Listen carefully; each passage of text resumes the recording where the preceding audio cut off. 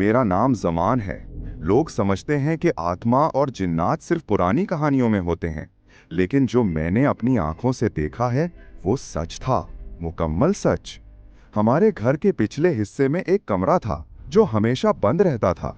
टूटा दरवाजा, जंग आलूद कुंडा और लकड़ी के पट पर पुराने नाखूनों के निशान थे। घर के बड़े इसे कमरा नंबर 7 कहते थे। इसके बारे में कहा जाता था कि इसमें कोई इंसान नहीं रहता, कोई और रहता है।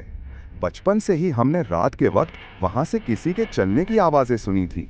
कभी किसी का हंसना, कभी रोना, कभी औरत की सिसकियां, कभी किसी मर्द के भारी कदम।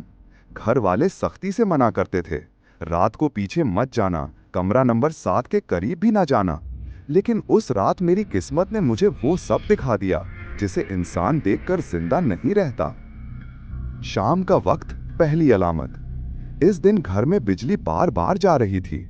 हवा में अजीब सी बदबू थी, जैसे कोई पुरानी चीज सड़ रही हो, कोई मुर्दा चीज। अम्मी कह रही थी, आज पीछे मत जाना जमान, अजीब सा माहौल है। लेकिन मुझे कमरे के अंदर से जैसे किसी ने आवाज दी, नर्म, आहिस्ता, मगर बहुत वाज़ेह, इधर आओ। मैं ठिठक गया। मैंने सोचा शायद वहम है, मगर दिल बेचैन था, जैसे कोई मुझे खींच रहा हो। रात 11 बजे, ममनुआ कमरा। सब सो चुके हैं, अंधेरा गहरा हो गया था। मैं आहिस्ता से उठा और टॉर्च लेकर पीछे की तरफ चल दिया। जूं जूं मैं कमरे के करीब जाता, ठंड बढ़ती जा रही थी, ऐसी ठंड जो गोश्त से चुभ जाए। दरवाजा मैंने धक्का दिया। चर ऐसे खुला जैसे किसी ने अंदर से उसे पकड़कर खींचा हो। कमरे में दाखिल होते ही मुझे महसूस हुआ कि जैसे हवा रुक गई हो। सन्नाटा, मुकम्मल सन्नाटा। मैंने टॉर्च घुमाकर देखा। दीवारें स्याह निशानों से भरी थीं।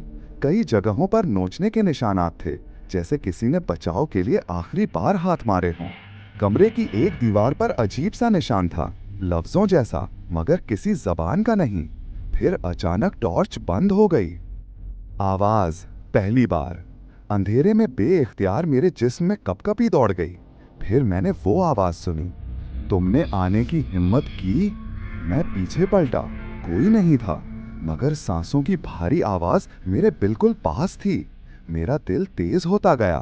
फिर मैंने देखा, कमरे के कोने में किसी का साया था, आहिस्ता आहिस्ता लंबा होता जा रहा था। दीवार के ऊपर चढ़ता, फिर छत तक फैलता जा रहा था।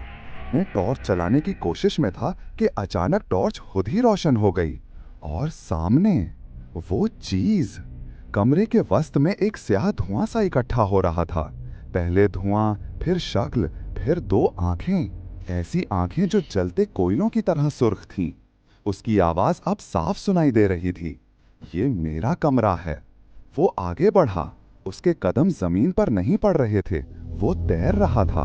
मैं पीछे हटने की कोशिश की, मगर मेरे पैरों में जान ही नहीं थी। अचानक वो मेरे बिल्कुल सामने आ गया, इतना करीब कि उसके सांस की ठंड मेरे चेहरे पर महसूस हो रही थी।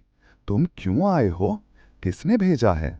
मैं बोल नहीं सकता था, गला खुश्क, आवाज बंद। फिर उसने अपना हाथ मेरी गर्दन पर रखा। हाथ नहीं, बर्फ जैसी ठंडी हड्डी थी। मेरा दम घुटने लगा। निजात, दरवाजे पर दस्तक। ऐन उसी वक्त जोर जोर से दरवाजा पीटा गया। जमान, दरवाजा खोलो, बेटा आवाज क्यों नहीं दे रहे? ये अम्मी की आवाज थी। वो चीज पीछे हटी, उसकी आंखें गुस्से से सुर्ख हो गईं। वो तुम्हें नहीं बचा सकती। लेकिन अम्मी की मुसलसल आवाजें सुनकर वो साया धून की तरह लपका, दीवार में घुस गया और गायब हो गया। मेरे जिस्म को हरकत वापस मिली। मैं लड़खड़ाता हुआ उठा, दरवाजा खोला और बाहर भाग आया। अम्मी ने मुझे देखा तो जैसे उनकी जान निकल गई हो। मेरा चेहरा सफेद, आंखें लाल, जिस्म पसीने में भीगा हुआ। इस रात के बाद हमने कमरा नंबर 7 हमेशा के लिए बंद कर दिया, कंडा बदल दिया, ताला लगा दिया। लेकिन कभी कभी रात के वक्त पीछे से कदमों की आवाजें दोबारा सुनाई देती हैं। कभी कोई हंसता है, कभी रोता है, कभी कोई मेरे नाम से आवाज देता है। और मुझे आज भी वो अल्फाज याद हैं, तुम अब बाहर नहीं जाओगे। शायद वो अब भी मेरा इंतजार कर रहा है, उसी कमरे में। Next video. वीरान हवेली की आत्मा। लंबे बाल, फटे कपड़े, सुरख आंखें। मेरा दोस्त अक्सर हमें हमारे गांव की पुरानी टूटी हुई हवेली के बारे में डरावनी बातें सुनाया करता था। वो हवेली गांव के कोने पर एक खुश्क खेत के बीचों बीच खड़ी थी।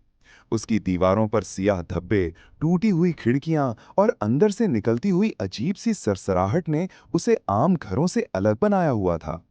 गांव के लोग कहते थे कि इस हवेली में एक औरत रहती है। लंबे बाल, फटे हुए कपड़े और ऐसे लाल आंखें जैसे अंगारे जल रहे हों। लेकिन वो औरत औरत नहीं थी, वो एक आत्मा थी। कहा जाता था कि जो भी इस हवेली के अंदर कदम रखता वो जिंदा वापस नहीं आता। कुछ लोग कहते थे कि वो आत्मा रात के वक्त अपना शिकार ढूंढती है। कुछ कहते थे कि वो रोती हुई आवाज में लोगों को पुकारती है और जैसे ही कोई इसकी आवाज सुनता है वो उसकी जान ले लेती है। कहानी शुरू होती है इस रात से।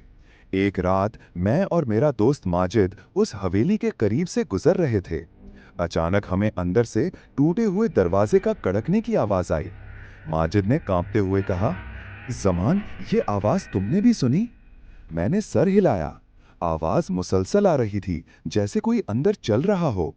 हवा चल रही थी, हवेली के दरवाजे बार बार खुद ब खुद खुल रहे थे और खिड़कियां जोर जोर से बज रही थी। अचानक एक औरत की चीख सुनाई दी। मेरी टांगें कांप गईं। माजिद ने मेरा हाथ पकड़ा। नहीं भाई, ये आज कुछ गलत होने वाला है। लेकिन देर हो चुकी थी। दरवाजे के अंदर से एक साया बाहर आया। लंबे बाल जमीन को छू रहे थे और चेहरा चेहरा इंसान का नहीं लग रहा था। उसकी आंखें इतनी लाल थीं कि अंधेरे में भी जलती हुई नजर आ रही थी। वो हमें देख रही थी और मुस्कुरा रही थी। ऐसी मुस्कुराहट जो किसी जिंदा इंसान में नहीं हो सकती। माजिद ने चीख कर कहा, दौड़ जमान, दौड़।